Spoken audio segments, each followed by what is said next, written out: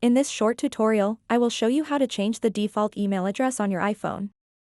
Having the correct email address set as the default is important, as it ensures that all your outgoing emails are sent from the right account.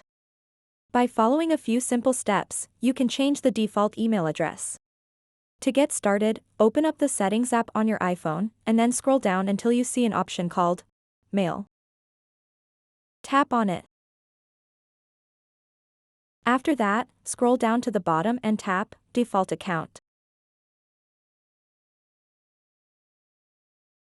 Now you have the ability to change the default email address on your iPhone. Just tap on the email address that you would like to use. And now any outgoing emails in the Mail app will be sent from this email address that you selected. So that wraps up this tutorial.